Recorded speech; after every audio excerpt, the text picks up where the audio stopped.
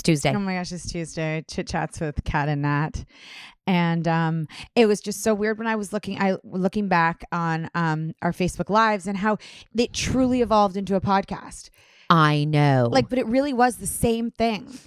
I know. And we would just talk forever and ever. And ever. With and everybody. Ever. Mm-hmm. And then we were like, okay, let's get Lindsay to give us some topics that we can talk about. Like how a radio show has they have things. A producer. Yeah, that's right. A producer. And then Lindsay would give us stuff and we were like, nah, we don't want to talk about that. No, we don't want to. So Lindsay would do this research and then we'd be like, that's boring. I don't like that. Never. She's like, ugh. And really, we just wanted to talk about ourselves and our lives and funny things that made us laugh all the time. And listening to it, it was it's the same thing. And now it's a podcast because podcasts weren't really a thing back then. Now they live forever and ever and ever. And ever and ever. You took drug lesson and it's so weird. I could tell right away. Isn't that weird? Don't you find that weird? Mm-hmm. Well, I took my sleeping pill last night, so I actually slept in this morning. I actually have my sertraline in me now. Which you can totally tell, which is so crazy. Yeah, I actually watched The Bachelor last night and I didn't cry. When people were crying, Good. I would have been crying. Yeah. I was really nervous to go on tour if I didn't have my Zoloft. No, you seem very, nothing can really faze you right now. And I'm starting because I think that before I was on one, but my bottle says take 2.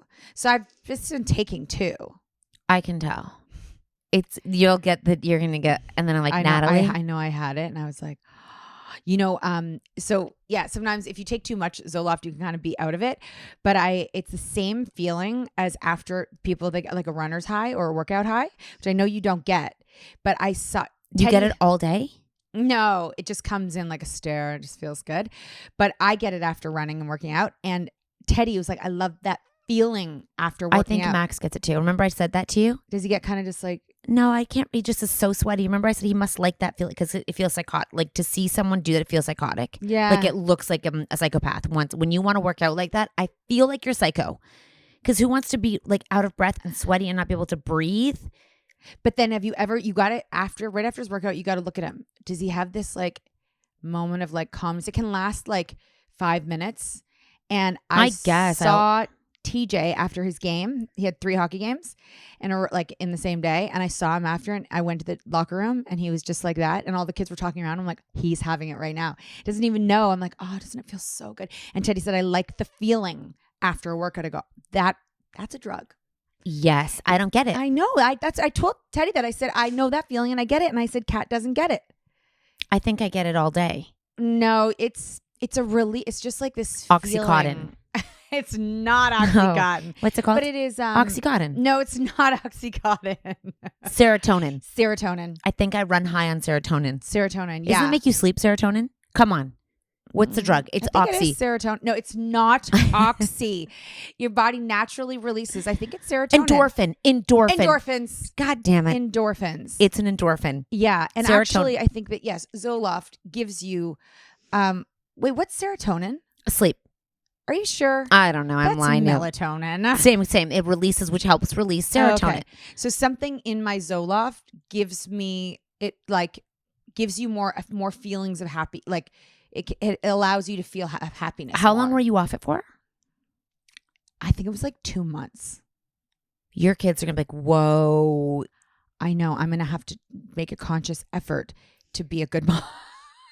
Yeah, no, it's interesting. You are shit. You are not right now. You are night and day. But I gotta stay the course because I showed them. I don't know if it's. I mean, you don't think it's gonna be as effective when I yell now? Well, on 2, I don't think you're gonna be able to yell. I know. I don't think much is gonna bother. They're not gonna bother me. Nothing's gonna bother you. I know. You're gonna go back to maybe it's go back to 1. Yeah. But I'll just start with 2 because I need to recover from that. You know, from being strict. From being and crying for everything. Oh, people are like that. You know those people that cry all the time? Things. Yeah, it's crazy. It's criers. It's crazy that people feel things. It's really embarrassing. Like I used to watch even when I was a kid, if I'd watch things, I would cry so much. My mom cries a lot. My stepdad cries. If he hears something sentimental and you look over at him, he's got tears in his eyes. But that's not terrible. It's really uncomfortable. to have people stare at you. Yeah. And to be like, people are like, it's not that big of a deal. Or like somebody says something really nice about your child And you cry. and you feel like emotional. But isn't that what people feel all the time? Yeah. I feel You bad don't for like them. it. You don't like that feeling. No. Fair. Mm-hmm. You don't have to feel that way. I definitely feel emotional when I'm proud of them. Yes, I do. But like cry. Yeah, it's bad. It's not reasonable. Okay. I mean, I don't know what it feels like, so I can't comment. It's embarrassing. I have no comment on the of the feelings of the feel. Mm-hmm. It's better it's better to be like in control of your feelings. Right. Right? I wonder, it is a shift. Mm-hmm. It's crazy. That feels a lot better. Like, but I felt very like,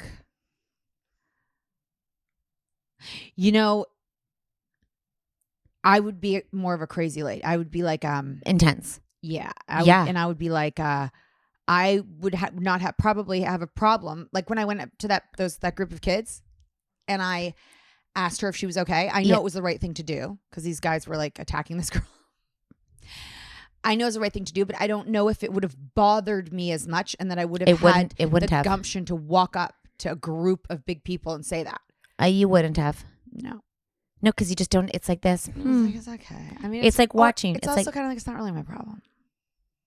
Yeah. Yeah. That is very much. It's like, well, no, whatever. Yeah. Don't worry about it. It's a better way to live. Yeah. It will be a shift for your kids. Mm-hmm. They'll love it. They're like, this is so fun. We don't have to get in trouble. Once in a while, I'm gonna have to try it though. I don't think you'll be able to. It's an edge. It's a definite edge, and I think it lives on. It's sharp. Yeah, but that's so. But so many things come with that because that's really who I am, right? Without medication. Yeah. So it's sharp, but it's also emotional, but it's also like you kind of feel a little unsafe. You're with it. Yeah, but it's not like you can handle. You do a lot when you're not on medication. Yeah, I mean I laid in bed a lot. No, not these past 2 months. I mean you juggle. You take a lot of phone calls. You juggle a lot. Like you were. I mean, felt like you were a secretary. But it's not happy. No, yeah, and I don't think it's like. It's too much. Okay, you know what I mean? It's too much to handle. You'd fucking burn out. To yell all the time and parent and oh my God. Yeah. It's too much. And now I can do logistically all the things, but it doesn't feel like as much. It's yeah. Just like, you gotta be there. And you don't care if you're there or not there. That's a great thing. I wonder if I wonder what it's going to feel like. It'll feel like what happens the if past 10 years. What if someone gets something like a really bad mark? Will it bother you anymore? I don't really care if they get a bad. I don't care if they get a bad mark for me. I care if they get a bad mark for them because I worry that they'll fall behind. Wonder what will change. I wonder what will change for the feeling of coming in. Coming in? Like the urgency. I wonder if urgency will be less. Coming in where? Like when the information comes in. Oh, yeah. If the urgency will be less. Do you know what I mean? Like the urgency. Actually, yeah, I probably did get a lot done. Like when I had to go, when I took Taylor out of her school, signed her up for another school. Yeah, no, you did a lot. It was like the urgency was much more. But they might like that, the kids. You're on a high dose right now. Mm-hmm. So I'm curious if that's my biggest thing that I notice of you is when I say everything is right here. Mm-hmm. It's like there is no. Yesterday when you're like, let's do this. Like when you were telling me, like you were texting me, like I can't think. I'm not looking. That's usually what you and I would be like, ugh, we'll do it. But no, that was a good example of, we're doing this. Mm-hmm. I'm going to keep texting you till you answer me. Mm-hmm. And I'm doing it. And then I'm like, where before it's kind of like, kind of. Well, when it comes to money, I am usually pretty. I meant as like a bigger example of there's no distracting you. Mm-hmm. I can distract you now. But do you want to go eat? Mm-hmm. Let's go to Restoration Hardware restaurant. I'm so sick of eating, like lunch. What do we even eat for lunch? Don't you hate that? I hate that. You should get a chef. Okay. Because that's what I can afford. Guess what? What? My mom bought me that salad. For life? Just one. Yep. Cat Your mom started you, right? Yes. So funny. So our moms must have been served an ad on social media for a salad delivery. Yep. And then your mom bought it for you. And it's actually not Jillian Harris's. Only one salad is. They collaborated on one salad, the noodle salad. That's the one my mom gave me. Mm-hmm. It's only the noodle salad. Eh? I thought the rest is her. I thought it was her. Me too, but no, it's not. It's a brand, and they just did a collaboration. That was very good collaboration. It made it feel like it was hers. Yeah. So my mom bought me one too, and it was delicious. I have them. I only have 2 left. Olivia takes one for lunch. My husband takes them for lunch. Oh, your husband and your daughter love them. Yep. My daughter would love them too. They all take them for lunch. And so now I'm left with I had to order more for next week. So it's a salad delivery place, which is really missing in Toronto because it's not like a whole meal and I don't want all the things. Sometimes I hate making salad. I hate washing lettuce. I hate it. I hate it. And I hate it. And in a good salad, there's a lot of ingredients. So and there's a lot of ingredients. You go buy all those things and you don't use it up. It's only... What? Is it bad? Oh, it's your daughter. When we're away, she's supposed to have, they just said she has 3 math exams and one's when we're away. She should ask proactively. I know. Anyways. Can I take it early? Yeah, I'll get her to do that. I think that they'll be able to accommodate. Yeah. While the rest of my friends were on March break, I had to stay home because my brother plays stupid hockey. And so the only time, and my sister plays stupid dance.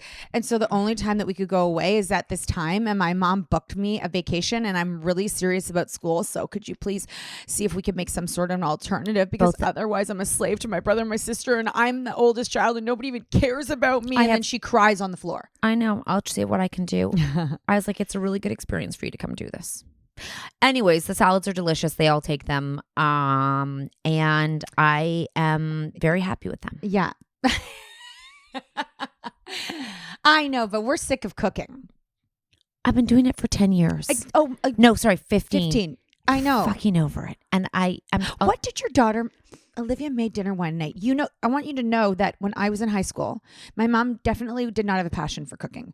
We had a lot of frozen Highliner fish sticks. Yep. A lot of just very base. She had 2 meals. So she's French Canadian, so she made pâté chinois and she would make stew.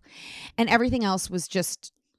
I would have iceberg lettuce for a salad. There was a salad every night, iceberg lettuce with that orange salad, Catalina dressing. Is it French? Yeah. And milk. And I never didn't like my dinner at all, but I had no idea about food and ingredients and all that till I met my friend who moved around the corner and her mom was Italian and I learned to cook.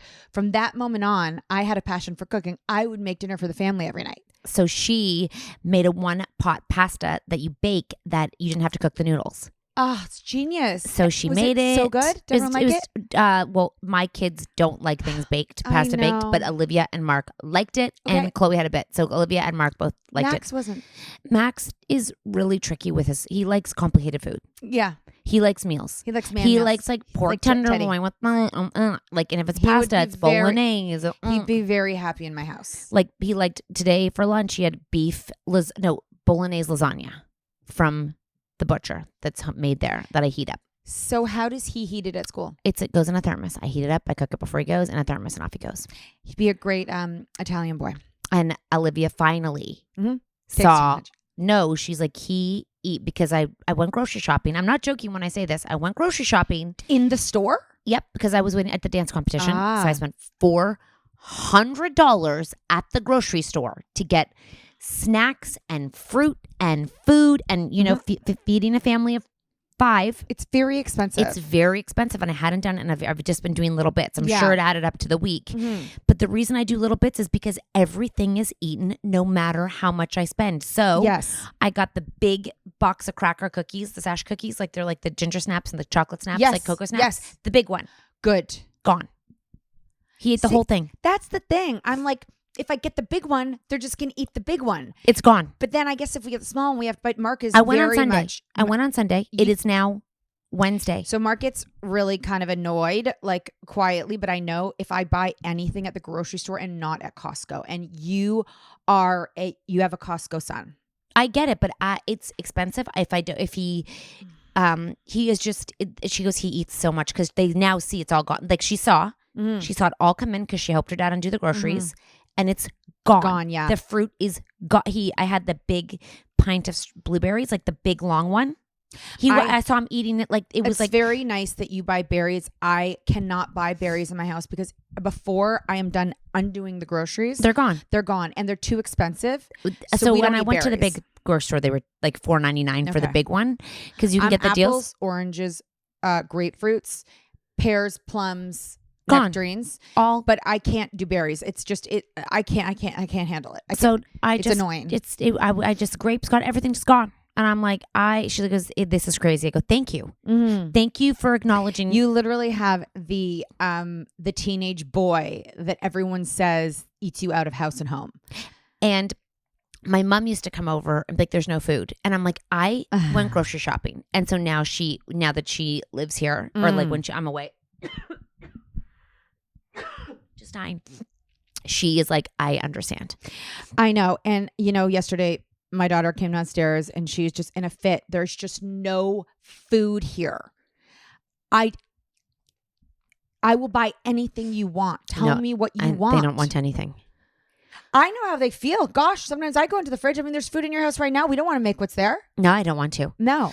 So it's been, you know what? There comes like ruts, and we haven't been away in a long time. Mm-hmm. And mom ruts used to come a lot more when our kids were younger because it's the monotony of doing the same thing over and over again. And it's like nap time, and then you wake up and the weekends are the same. And, sports have given opportunities to not feel like you don't have time to think about the monotony. Mm-hmm. But I think because we haven't gone away for work in so long, the monotony of what we're doing is just so much is back on our plates of like just being the same over and over and over again. And I just thought even when we went away to Jasper, it wasn't a vacation because we had to work and we were really busy and there was lots to do, but it was the break and the monotony of doing the same thing over and over again. And I think that's the burnout of motherhood. Mm-hmm. Part of it is the burnout is we don't stop to take time to interject things that are fun. Like little things that are. I didn't feel a break from Jasper. I saw beauty and I thought I felt lucky to be there. Not a break. I'd break in the monotony of home. But those two girls. I know.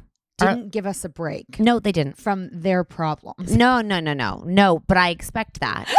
The two of them. I mean, at least they're funny. They are. Oh my gosh. We're so lucky for them. But when we go away, we're going to tell those two, if you have a problem, tell each other about it. Yeah.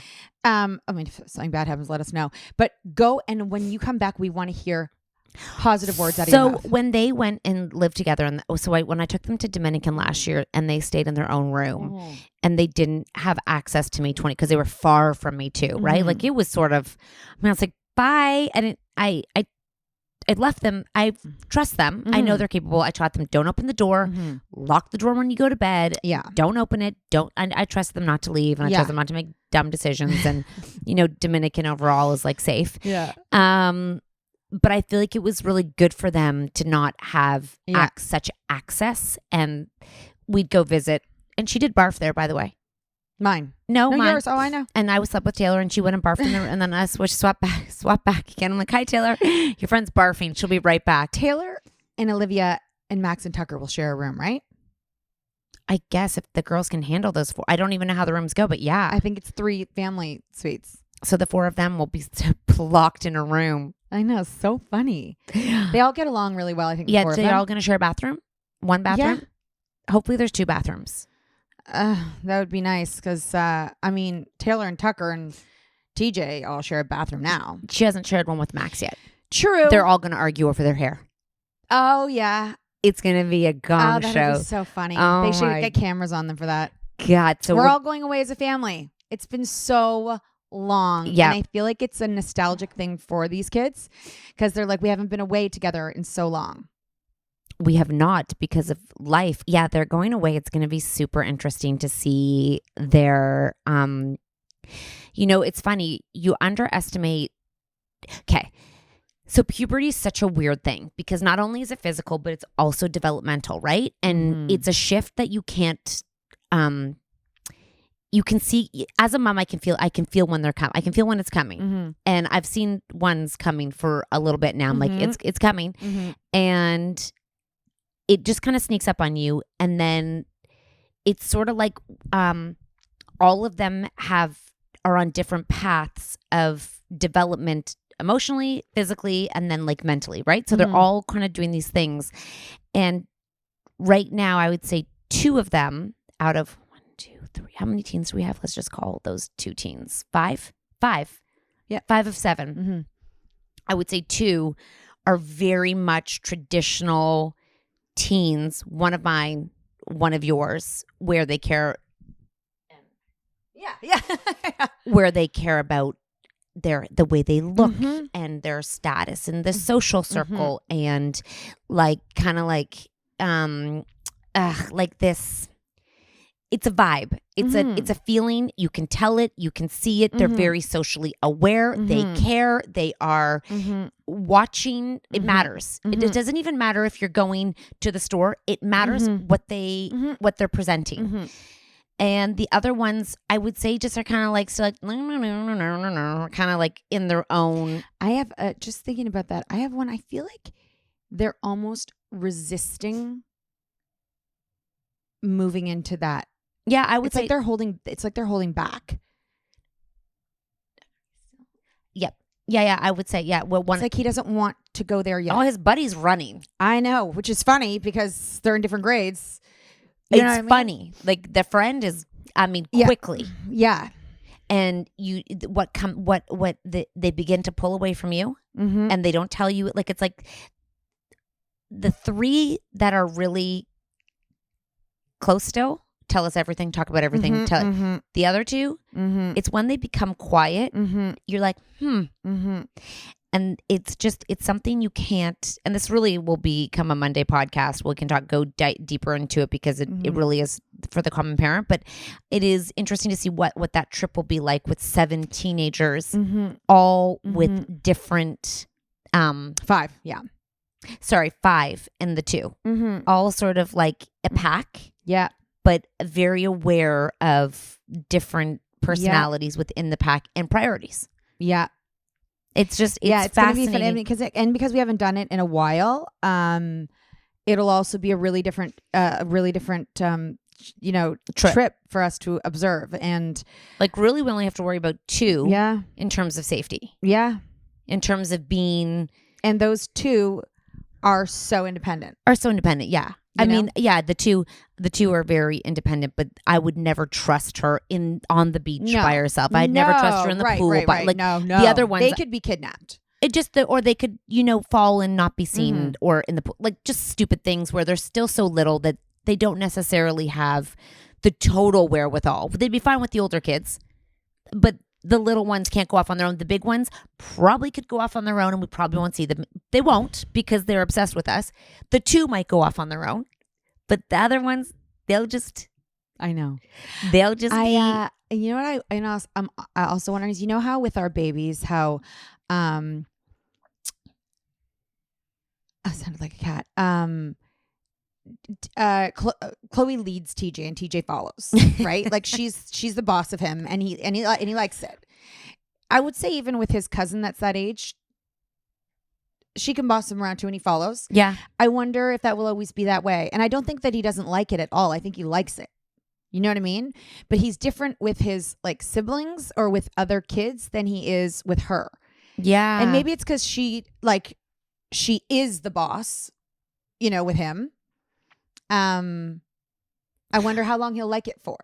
It's so interesting you say that, because I was talking to someone over the weekend about confidence in children, because confidence changes so much, because they can really truly love themselves but still not be 100% confident, right? They can be outgoing, they can be really assertive, they can be everything you would think as confident, but insecure in their place in relationships, in friendships, very much as women too, right? Like how they and FOMO and sort of always trying to chase what that other person's doing and always watching other people rather than living what you're doing. So some people will just always not be okay with what they're doing. They'll always be watching, and they won't be able to actually live their own lives because they're always watching what someone else is doing. I think it's a personality. I think it's someone who it's a lot of people too, Right. And the mom was like, I just don't know what to do.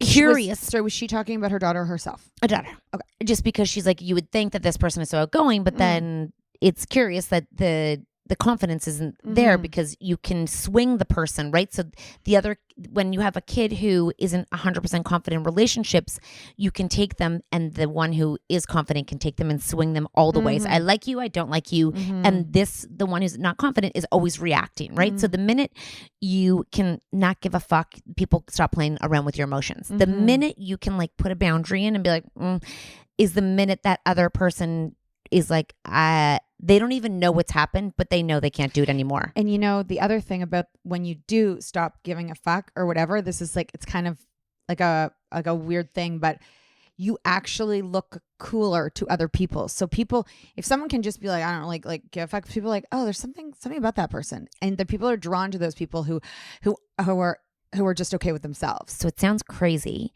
but it is like if you watch dogs, and I have one who's not secure. I have an insecure dog, 100%. Okay, she's very insecure in relationships with other dogs. Yes. She's not confident in herself. Okay. She does have trauma from when she was a baby. I'm being serious, you guys. She was attacked by a German Shepherd, and she never, at social maturity, she never really. I mean, I'm part of the problem because I'm nervous for her because of how she acts, right? So we have a bad cycle. Her and I are trying to break the cycle. And when you watch, all the dogs know she's not confident, and they all kind of like they all go around her, and they kind of see what they can do to her. Do they bark at her? No, they'll just like circle her, and they'll be like, my dog's gentle, don't worry. And then before you know it, they're on top of Bo, like attacking her, and they're like, I don't know what happened. So when I emailed the dog trainer, I was like, what the hell? She's like, dogs don't like, they can smell when you're insecure, and they don't like because she freezes. So she gets scared and freezes, and the dogs don't like when they freeze. So rather than like holding her own, she goes like this. And then the dogs take the opportunity. And if there's more than one, all of them will run over and all start attack. It is the craziest thing. If you've ever seen a dog fight, if one's getting attacked, all the dogs, even the non-aggressive ones, will join in and attack the one. It's human behavior in a way. So it's pack mentality. It's pack mentality. So I was trying to say, I'm like, rather than, I think so often as adults, we want to point the finger, and I'm seeing this so much. And I said, rather than pointing the finger, ask, what's your like, if you're constantly talking about people who are annoying you and constantly being like, this person does this to me, I hate this. I'm like, why don't you sit down and write a list of boundaries and be like, I'm willing for this person to be in my life, and I'm willing to take that they're moody, that they're this, that they're this, and I'm willing. I'm going to say I can handle that because I can't change it. And then the minute, this is what I'm not willing to handle. Example. I'm not willing for them to call me names. Right. I'm not. This could be in any relationship. Like your boundaries. So what are you willing? Because there is something that some people will do in your lives that you do not like. Let's say your mother-in-law. Yeah. I'm okay if they walk in my house and don't knock, but I'm not okay if they criticize me. Whatever. I'm like, but the minute you start accepting what you've written, you won't accept. That's on you.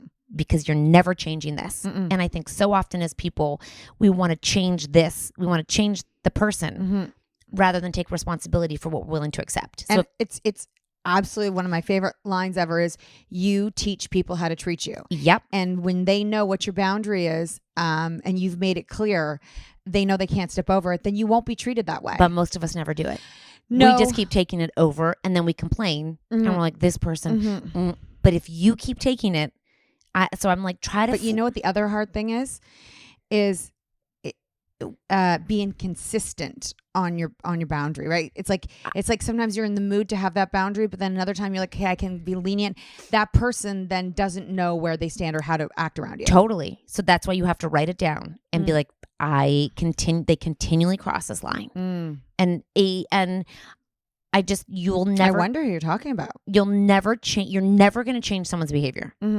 You could talk and tell them, but they have to want to change. You're never, ever, ever changing them. So I said, and then you can also, and if you do tell them, you can also say, like, it could be like, I know that you swear with all of your friends, and they're allowed to be like that with all of the other friends, but with me, you can't do that. Totally. The person doesn't have to change completely. They just have to change in your relationship. Totally. Yeah. But you can't change them. Like you can't. No. So if you are, you can ask them if they're willing to change. Yep. And then it becomes our responsibility as adults. It becomes our responsibility as the people who are accepting it to choose it or not. Because I think so often in all of our lives, we are always like, oh, it's the ref's fault. It's that person's fault. It's just, rather than actually looking. And Jennifer Aniston was like the epitome of this when she said there was both of us in the relationship. Yeah, he cheated on me, but that wasn't. There was two of us, and it went wrong together. It didn't go wrong because of one thing. So she took ownership over what the problem was. It's crazy in relationships or in a job or something when they're like, they just fired me out of nowhere, or we just stopped being friends. I have no idea what happened.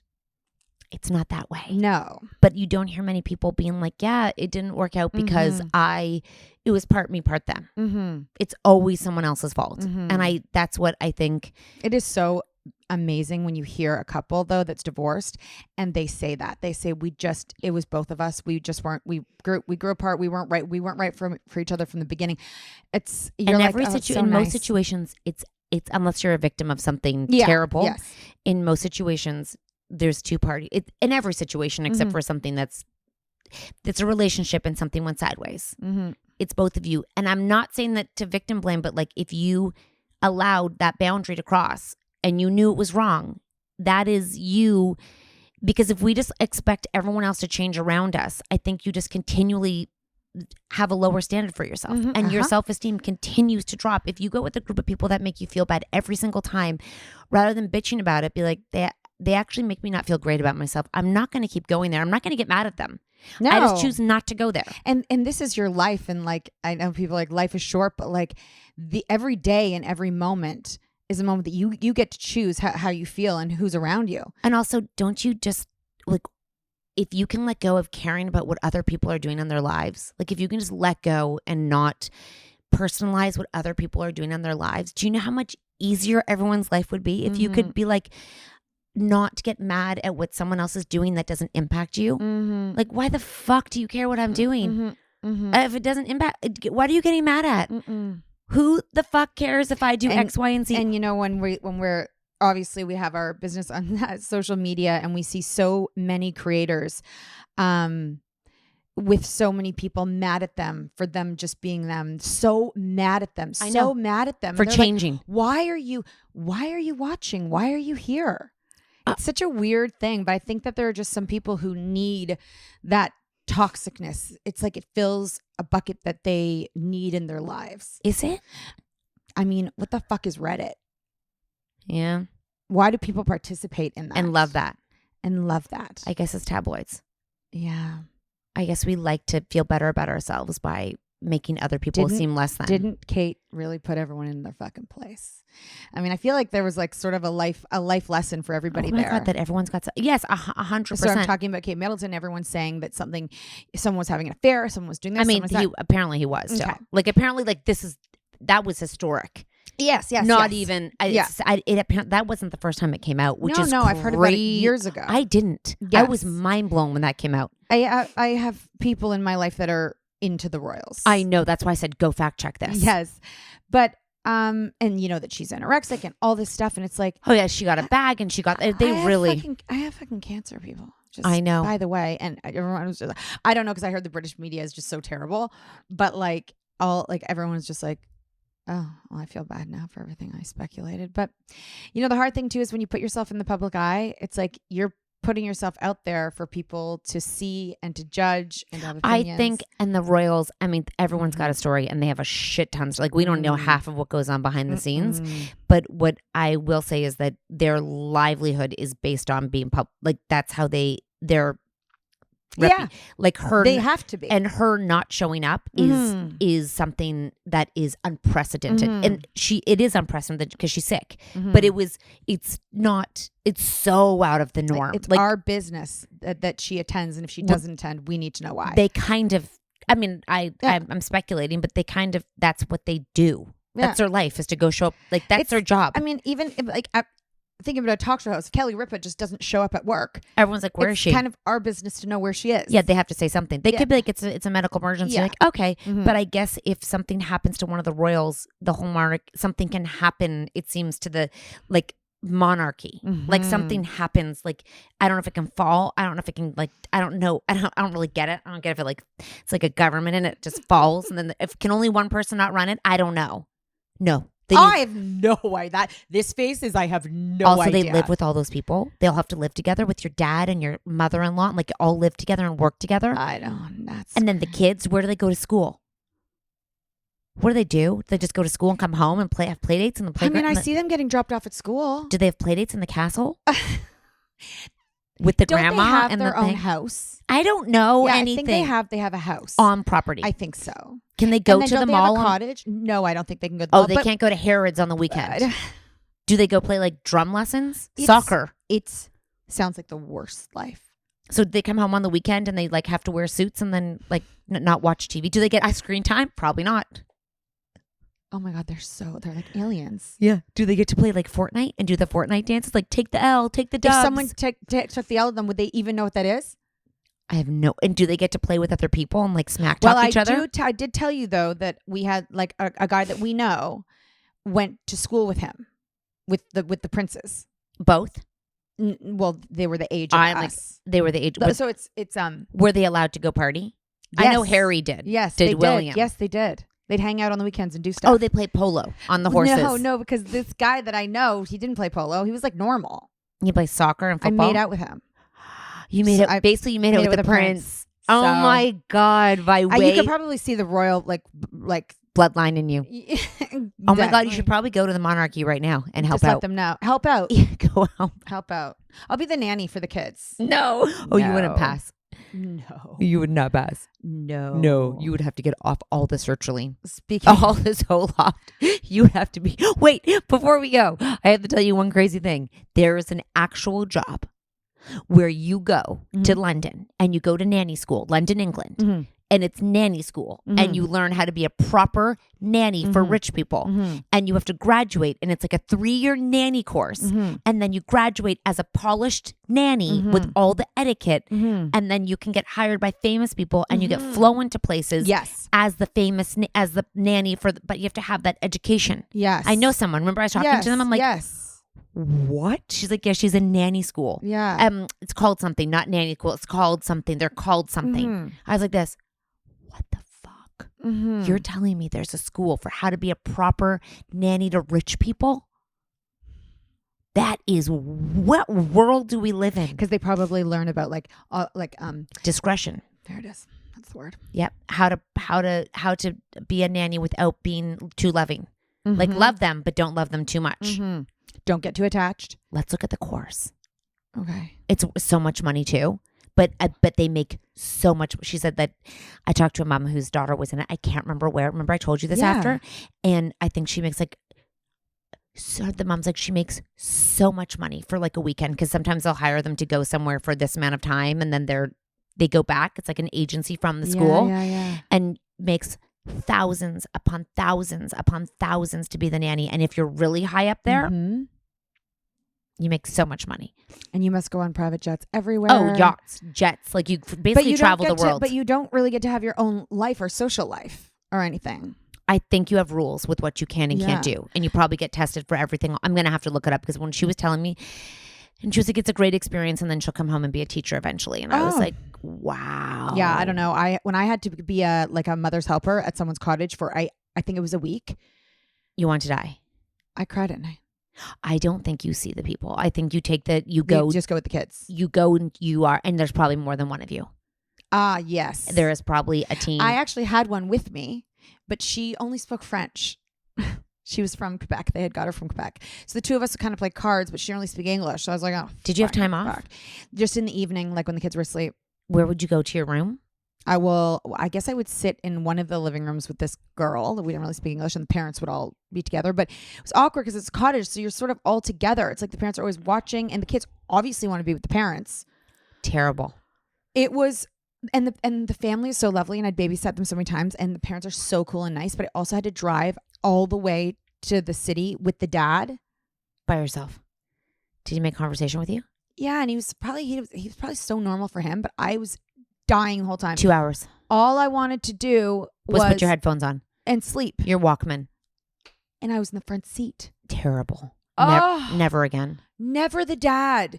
If anyone's listening and you have a babysitter, don't make her drive home with the dad. She doesn't want to drive home with the dad ever. Never. Peace out, y'all. Peace out.